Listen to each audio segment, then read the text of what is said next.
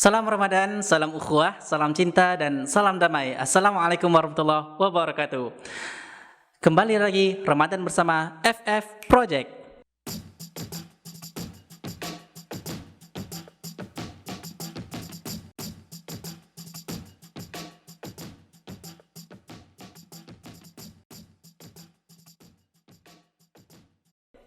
Bagaimana kabar Anda? Saya harap teman-teman yang menyaksikan video ini masih senantiasa sehat selalu. Alhamdulillah, bersyukur kita tentunya kepada Allah atas segala kenikmatan yang Allah berikan, dan bersalawat kita kepada Nabi Muhammad SAW. Allahumma shalli Muhammad wa ala ali Muhammad. Dan di sore ini kita kembali sebagaimana biasanya kita sharing-sharing, kita cerita-cerita kembali. Dan hari ini kita menghadirkan seseorang yang Masya Allah, insya Allah orang yang tawadhu, Ustadz yang insya Allah di kalangan masyarakat sudah cukup dikenal, dan beliau tergabung dalam IDARI, apa itu? Yaitu Ikatan Dai Riau. Dan langsung nanti kita akan cerita-cerita sama beliau. Dan siapakah beliau? Adalah Ustadz Daeng. Assalamualaikum Ustadz. Waalaikumsalam warahmatullahi wabarakatuh. Gimana kabarnya Ustadz? Alhamdulillah luar biasa. Allahu Akbar. Masya Allah. Jadi namanya nih Ustadz Daeng Ustadz. Umumnya orang manggil begitu. Kalau nama sebenarnya kalau dari sekolah itu cukup Muklis saja sebenarnya. Muklis. Namun di di belakangan ini para sesepuh kita itu harus dipakai kan gitu. Jadi Daeng ini apaan ini? Daeng ini kan gelar kesukuan ya. Suku di Bugis itu ada strata sekte-sektenya itu salah satu sekte. Daeng ya. Dia kayak marga gitu bukan? Kayak marga gitu ya. Iya ya. Jadi kalau biar tahu orang keturunan bangsawan, bangsa yang tinggal di awan, Wih. itu harus pakai daeng. Jadi bangsawan nih Ustadz. Iya, Masya alhamdulillah. Allah. Tapi tinggalnya di bumi. Tinggal di bumi. Ya. Tadi kan saya bilang bangsa tinggal di atas awan kan? Mestinya. Mestinya. Iya. Masya Allah. Oke. Jadi apa aja kegiatan sekarang Ustadz? Ya alhamdulillah sehari-hari kita aktivitas ngajar ya, ngajar di sebuah pondok pesantren, kemudian juga ya dakwah, dakwah. Tapi bagaimana nih aktivitas di tengah sekarang ya, di corona sekarang nih Ustadz? Ya memang di awal-awal tentu kita sebagai yang biasa bertemu jemaah agak inilah ya, agak kaku awalnya. Namun kita selalu senantiasa berdoa kepada Allah agar dimunculkan kreativitas kita, namun dakwah tetap terus-menerus kita kita laksanakan tanpa mengurangi kegiatan sebagaimana sebelum terjadinya wabah. Mungkin kalau waktu wabah 24 jam ya, full. Apalagi 10 Ramadan terakhir itikaf. Dan saat ini pun kita lakukan yang sama. Itikaf dengan cara dengan cara online ya. Itikaf online bisa. Itikaf online. Ini bagaimana itikaf online ya? Ya. Itikaf tuh biasa tidur di masjid. Ini itikaf online ini bagaimana nih? Saya masih belum Bingung tahu ya? nih. Oke. Bingung nih. Gimana nih? Nah, kita di sebuah pondok pesantren kan punya kegiatan itikaf. Biasanya setiap Ramadan. Maka kita buat, jadi nanti tetap kita lakukan hal sebagaimana mestinya. Baik, karena kan masjid itu di dalam Islam kan ada masjid jami namanya, itulah dilaksanakan salat Jumat.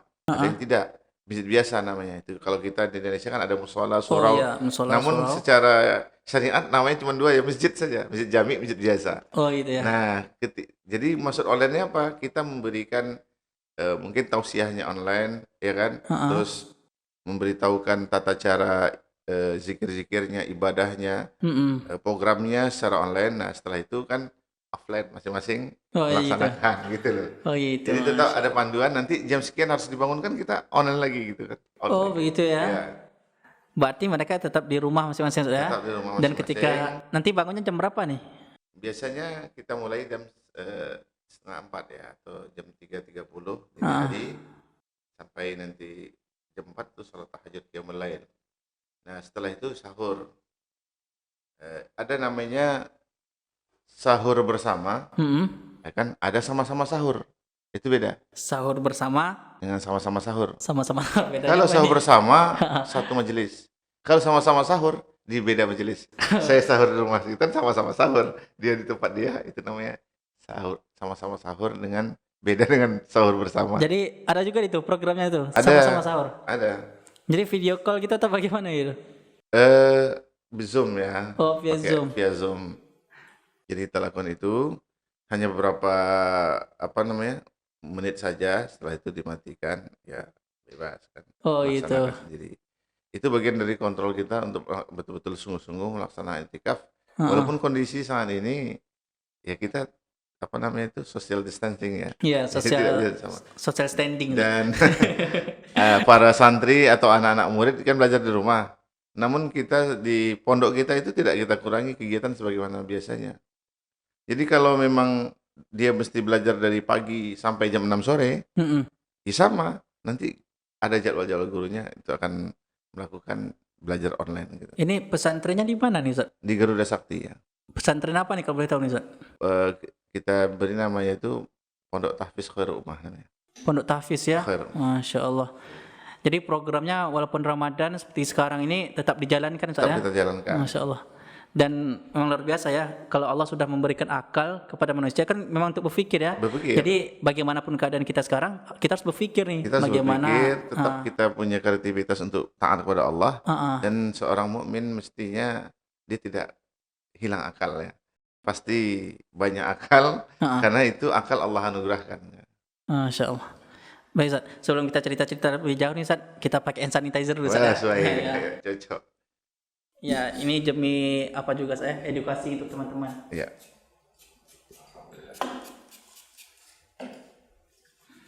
Untuk teman-teman yang di rumah, sebagaimana biasanya, ingat jaga kebersihan, jaga kesehatan, cuci tangan. Kalau ada hand sanitizer, pakai hand sanitizer. Jadi selain mengajar, tadi apa lagi, Ustaz, kegiatannya? Kita ada aktivitas dakwah ya. Rutin. Nah, tadi kan saya ada sebutkan juga nih Idari, ya kan? Jadi Ustaz bergabung di Idari juga, saya. Ya, kita termasuk pencetus Idari itu. Pencetus Ya, Idari. alhamdulillah. Dan itu memang ya umumnya orang kalau untuk membuat sesuatu dia mesti di tempat formal. Ya, ya. Iya kan? Ya, betul. Karena memang menurut dia itulah salah satu kebiasaan orang untuk bisa merumuskan sesuatu. Nah, ya kita pun juga mengiyakan sama. Tapi ketika kita ingin berbuat baik di mana saja bisa. Dan ide Idari ini muncul itu hasil dari duduk di kedai kopi. Oh, itu Masya Allah. Iya, Ini iya. duduk dari kedai kopi, menghasilkan satu komunitas Idari gitu. Masya Allah. Ikatan Dai Riau kan gitu ya. Ikatan Dai Riau. Karena memang kita yang duduk itu tentu orang yang memang berkeinginan untuk dakwah. Lalu kan perlu wadah. Apalagi nanti ketika kita perlu pergi suatu tempat, ya orang nanya ini dari mana? Kan mungkin dari saya, dari dia kan gitu. Karena misalnya 2 orang kan yang pergi, ini dari mana Pak? Kelompok mana? Oh, dari saya dan dia. Tak bisa kan? Maka artinya apa? Nama itu dituntut di mana-mana. Kita buat ide Idari, Ikatan Dai Riau. Ini yang luar biasa saya ketika kita ngumpulnya dengan orang-orang soleh ya. Alhamdulillah. Jadi ketika ngumpulin orang-orang soleh dan orang yang baik dengan orang-orang yang punya visinya baik juga kan untuk dakwah, maka menghasilkan juga sesuatu yang baik juga. Alhamdulillah, itu luar biasa. Kalau kita berkumpul dengan orang-orang yang memang punya ide cemerlang, insya Allah kita bicara ini cemerlang. Tapi kalau orang berkumpul dengan pikiran rusak, khawatir kita lama-lama rusak juga. Kita rusak juga ya.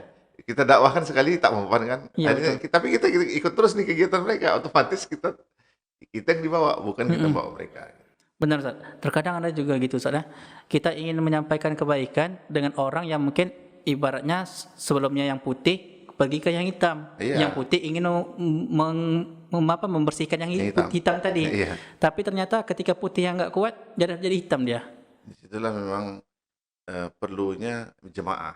Jadi kalau ada kita ingin menyatakan tadi ya, misalnya jumpa yang hitam satu, ini mau dibersihkan, maka jangan sendiri. Berjamaah. Walaupun nanti yang akan melakukannya sendiri, tapi dia dikontrol oleh jemaahnya. Gimana sih Anu? Udah bisa? Aduh agak payah. Oh berarti strategi ini kita bikin lagi. Gitulah. Sehingga falsafah berkumpul bersama itu kuat, itu sangat betul. Masya Allah. Kayak Lidi kan mau bersihkan sampah satu nggak bisa, lambat. Iya. Tapi kalau banyak, wah sekali sapu selesai. Dan itu dilakukan oleh orang tua kita di kampung kan, nyapu halaman dan seterusnya. Iya. Dan alhamdulillah kan kita pun enak pulang ke rumah, segar udah rumah. Kenapa? Bersama. Termasuk dakwahnya juga harus sama-sama. Ada nggak nih, Zat? Kalau dari visinya itu apa, Zat? Target dari apa ini? Idari ya? Iya. Ya, Idari ini sebenarnya hanya memunculkan visi yang telah digariskan oleh Allah dan Rasulnya saja. Jadi intinya gini, dia sendiri sebenarnya kan orang selalu, oh kami punya visi ini kan gitu. Tapi Betul. dari itu lebih kepada menyandarkan semua visinya itu ya bersama Allah dan Rasulnya. Bahwa Allah dan Rasulnya memerintahkan kita untuk melanjutkan kehidupan Islam, ya itu kita lakukan. Bahwa Allah dan Rasulnya memerintahkan kita bagaimana menyadarkan umat, ya kan, baik yang Islam ataupun non Islam atau non Muslim. Iya, iya. Jadi orang Islam perlu disadarkan, orang Muslim juga perlu disadarkan. Misalnya orang Islam supaya sadar dia bahwa kewajiban dia mengamalkan Islam itu secara menyeluruh. Heeh. Lalu orang yang non Muslim Iya, iya. dia dalam keadaan bingung di agama yang dianut pun dia kurang juga taat, maka diajak dia untuk masuk ke ajaran agama kita dan juga akan melakukan hal yang sama, yaitu yad'una ilal khair, mengajak kepada Islam, kan itu perintahnya. Iya, iya. Dan alhamdulillah dari telah membuktikan itu, ada baru kurang lebih 3 bulan yang lalu barangkali ya. Ada kita mensyahadatkan 2 orang. Masya Ya, Allah. ayah dan anak. Itu Ayah dan daerah anak. Riau inilah di Di Riau Ustaz ya? Kuansing ya, daerah Kuansing. Masya Alhamdulillah. Allah. Masuk Islam mereka Ustaz ya? Masuk Islam 2. Masya Dan Allah. itu kita pun juga di luar dugaan, karena seorang dai itu prinsipnya ya yang penting ngajak aja kan. Masalah siapa yang tertarik, wallahu alam, itu serahkan kepada Allah. Jadi yang jelas visi kita untuk melanjutkan kehidupan Islam. Lalu itu bagaimana itu? Bagaimana mereka ini kok bisa gitu loh tertarik Sadar. dengan Islam itu? Jadi kita ini kan juga punya konsep sebagaimana konsep Rasulullah ya. Iya. Jadi Rasulullah itu kan memberikan gambaran kebaikan itu yang semua orang menginginkan. Iya, iya. Semua orang ingin kebaikan itu. Tidak ada satu pun tak ingin. Mau orang kecil pasti ingin kebaikan. Orang menengah, orang atas, orang kaya, orang miskin, orang Islam ataupun non Muslim tadi, semuanya menginginkan kebaikan. Maka kita sebagai dai mesti menggunakan bahasa-bahasa yang diinginkan oleh orang semua. Ya kan? Iya, iya, iya. Saya yakin Bapak ini ingin jadi soleh ya. Iya, pasti ini. Tapi caranya gini loh, Pak. Kok ini salah nih? Kan ada orang kadang dia korupsi, Iya, betul. tapi dia punya hati baik juga. Di Ramadan ini kadang dia mau infak masjid. Iya, iya. Ternyata ada satu masjid itu butuh bangunan untuk membangun tiangnya, kurang biayanya. Dia tertarik untuk bangun. Itu artinya punya hati nurani kan. Punya hati nurani dia. Akhirnya dia ingin menginfakkan, tapi uangnya uang korupsi. Kita jangan langsung cerita dosanya dulu sama dia, ini untuk mendakwahkan orang seperti ini. Iya, iya. Oh bahaya Pak, tak diterima infak Bapak nih. Dia akan lari lagi kan. Oh iya, iya. Benar, Luar biasa. Di apa namanya? Seorang manusia itu pasti dia senang dipuji kebaikannya. Iya, iya. Dia punya kesalahan 100. Cuma punya kebaikan 1. Yang 1 ini kita munculkan dulu sehingga dia akan menguburkan yang 100 tadi. Kenapa? Oh, yang 1 ini ternyata luar biasa. Malah aku ini jahat loh. Kan aku ini jahat, tapi kok dipuji sama Ustadz ini gitu. Akhirnya dia kubur. Yang ternyata yang 1 aja baru dibikin sudah diapresiasi. Gimana kalau banyak? Ini yang 100 ini kuburkan aja. Itu strategi kita untuk mendakwahkan umat ini gitu. Jadi kadang ada ini Ustaz. Ada kadang orang yang bilang Islam tuh ribet, Islam tuh terlalu banyak mengharamkan, semuanya diharamkan, ini haram, itu haram. Banyaklah yang diapakan. Jadi itu bagaimana Ustaz? Iya. Sebenarnya bukan, jadi ini Islam, ini dia. Dia aja yang ribet sebenarnya. Dia yang ribet itu. Contoh ya, kita ambil satu persatu, satu sub saja syariah itu biar nampak sama orang yang seperti ini, baik nggak Islam itu kan gitu ya. Sehingga dia tidak, oh ini haram, ini tak boleh. Misalnya anak muda kan, anak muda nih, berboncengan dengan wanita yang bukan mahram tak boleh. Padahal kami nggak ngapa-ngapain loh. Kami nggak ada niat buruk, niat baik kan. Iya, iya. Kenapa dilarang? Ini yang orang melarang ini siapa? Islam lagi kan gitu padahal. Iya, iya. Padahal kalau dia diteliti secara diambil saja satu sub syariah, itu sebenarnya kebaikannya banyak. Contoh kan, antara pacaran dengan menikah. Iya, Menikah adalah perintah Islam. Betul. Pacaran bukan. Kan. Gitu aja lah bukan. Perintah siapa? Wallahu a'lam ya. Ya kan? Jadi ketika menikah ini perintah Islam, Iya. kita lihat kebaikannya di mana. Pertama, pada saat dia mau melamar, mengkhidbah ini, Iya, iya. melamar seorang gadis, Mm-mm. dia akan didukung oleh orang. Kami doakan ya, semoga engkau berhasil. Terus Masya dia Allah. mungkin dibimbing atau ditemani beberapa orang kan, Mm-mm. nah, kan gitu. Iya, betul. Dan dia pun membutuhkan teman itu, oke kan? Iya. Siap. Akhirnya setelah komunikasi itu diterimalah, ditetapkanlah hari. Semua orang ketika sampai gimana kabarnya yang tadi, alhamdulillah diterima. Oh, diucap selamat kan? Iya, Oh, betul. ucap selamat. Masya Allah. Tapi kalau pacaran, mau pergi pacaran, perlu nggak dampingan ke orang tadi? Butuh nggak dia? Justru dia harus sendiri kan? Didoain gitu pacarannya. Semoga kamu berbuat musuhnya apa ya? Tak Semoga ada. pacarannya sakinah gitu. Tidak ada kan? Tidak ada. Kemudian pas ijab kabul, Mm-mm. itu ketua RW dapat memberikan sambutan, tokoh masyarakat memberikan sambutan, orang tua bahagia, tersenyum. Coba pacaran, apa ada kata sambutan dari RT di tempat lain?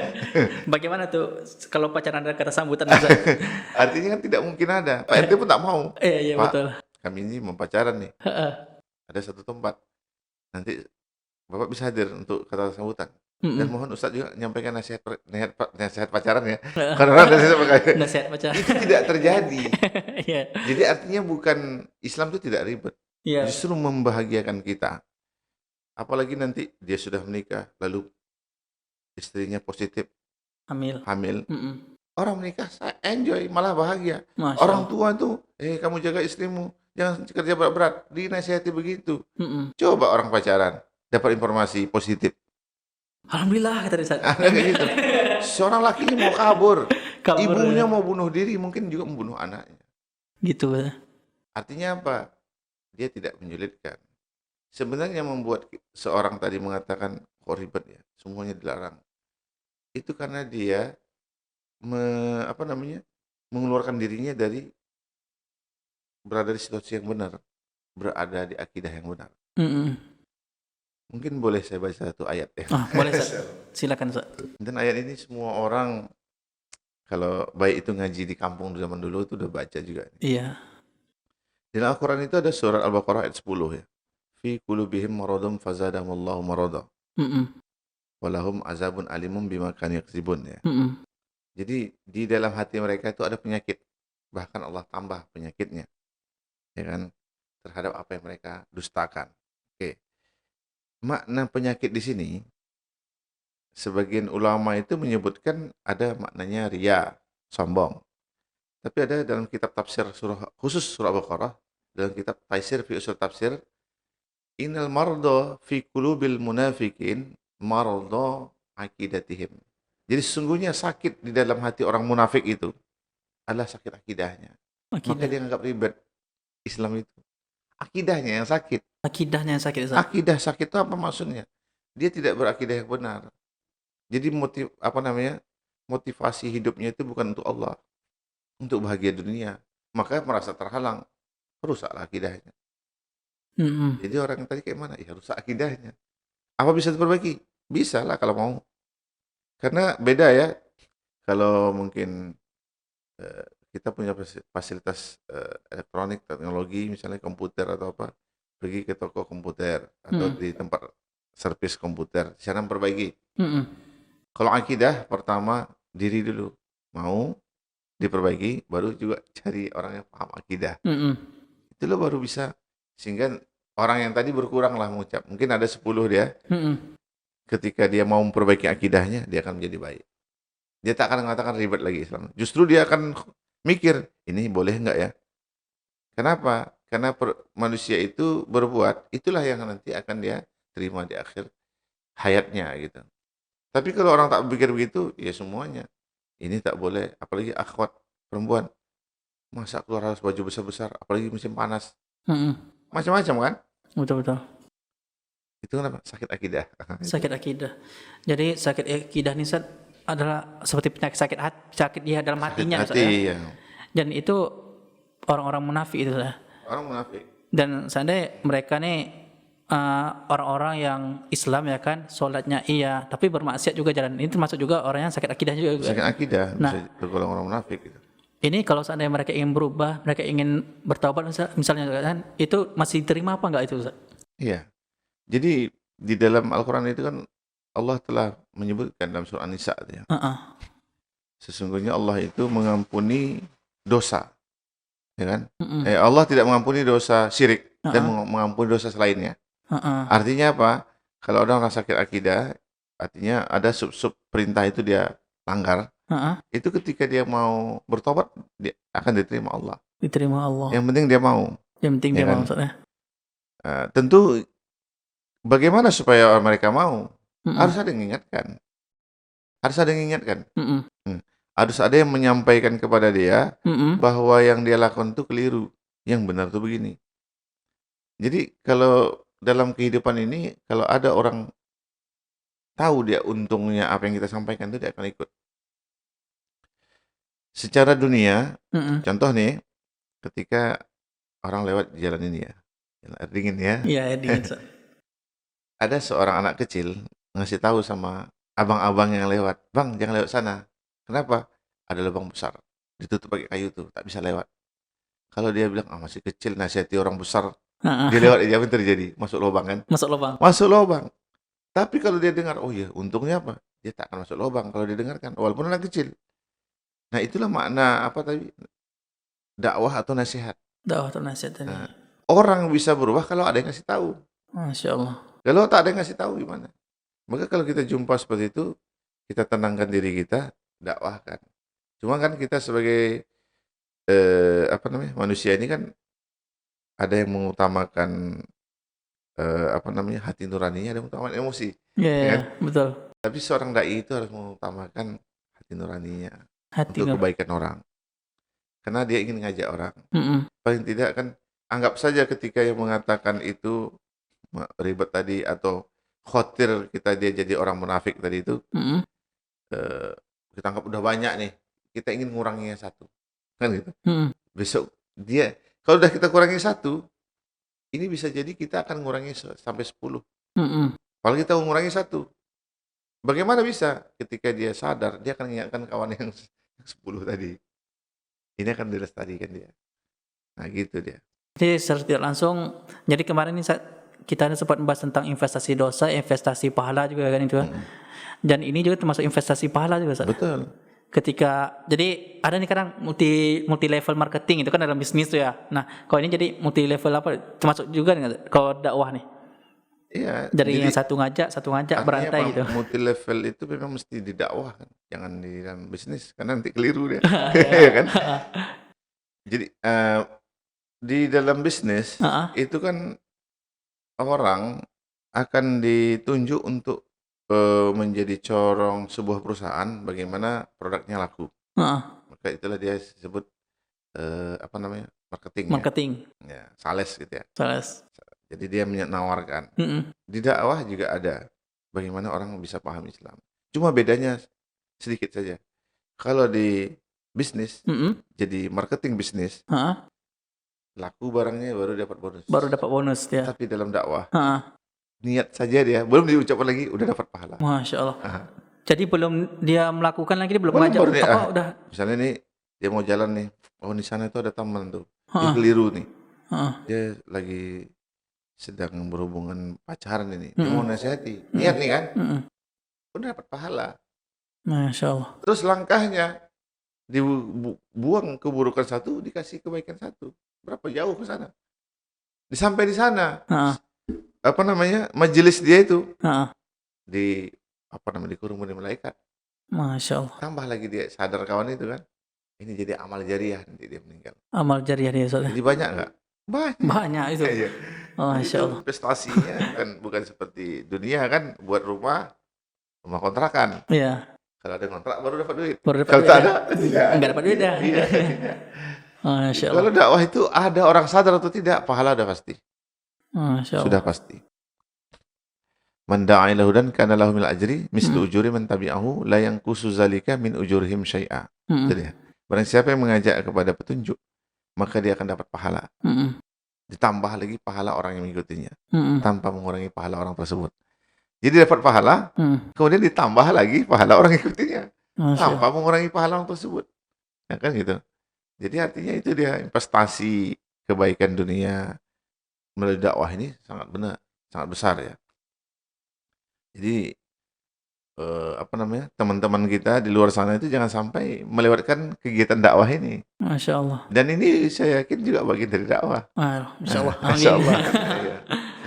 Fasilitas yang ada itu Ah, nanti akan menjadi saksi kita di akhirat. Ketika kita buat majelis itu, walaupun mungkin orang melihat kita berdua yang bicara saat Iya. ini majelis apa namanya, di kerumunan malaikat. Mm-mm. Dan mereka yang mungkin bukan hanya menontonnya, like, subscribe ya, Aduh. itu jadi pahala jariah. Kenapa? Yang di-subscribe siapa? Aktivitas dakwah. Aktivitas Ini kan dakwah. aneh, kadang artis cuman pakai sendal terbalik. Waduh, jutaan orang yang like. Like. Ada nggak pahalanya? Nggak Nggak ada. ada. Cuman masang apa, benang jarum ya, benang masuk ke jarum, tercucuk tangannya. Artis, Artis. Itu banyak yang komen tuh. jutaan komen. Sementara untuk Sedangkan yang dakwah. dakwah ini kan banyak, apalagi di musim saat ini ya, di Ah. wabah ini, mulai Facebook, Instagram, Twitter, termasuk YouTube, Mm-mm. secara langsung, offline, online, apa macam-macam orang lakukan. Itu mestinya umat Islam menyambut baik. Jangan yang ditengok artis lagi yang memang tidak ada manfaatnya untuk dakwah ini. Justru menjauhkan. Apalagi kreatifnya anak bangsa ini kan aneh-aneh. Jadi dianggap pahlawan corona namanya. Masya Allah. Cuman bilang, jangan ngumpul. Padahal nggak ada nilai dakwah ini. Viral. Jadi Masuk TV. jadi pahlawan ya. Pahlawan. Jadi ini yang harus apa namanya, disadari oleh seluruh, baik itu kalangan remaja, seluruh umat Islam, harus dukung kegiatan-kegiatan kaum muslimin yang hari ini tidak bisa langsung bertemu kan dengan jemaahnya melalui media. Ya, di like medianya, di subscribe, kasih komen. Kalau ada pertanyaan silahkan tanyakan, nanti di momen yang lain kan bisa dijawab gitu ya. Itu luar biasa. Masya Allah. Untuk mendapatkan amal jariah ya. Masya Allah, luar biasa sekali Ustaz. Jadi Ustaz, kalau kita bicara tentang dakwah, terkadang waktu kita kan nggak tahu nih ya Ustaz, waktu kita, masa kita Ustaz ya. Ada nih orang yang baru sadar di saat usia-usia dia mungkin udah tua itu. Itu Ya. Ustaznya. Sementara sebelumnya itu udah banyak kali maksiatnya tuh. Di saat apa itu baru dia sadar Ustaz. Itu apakah masih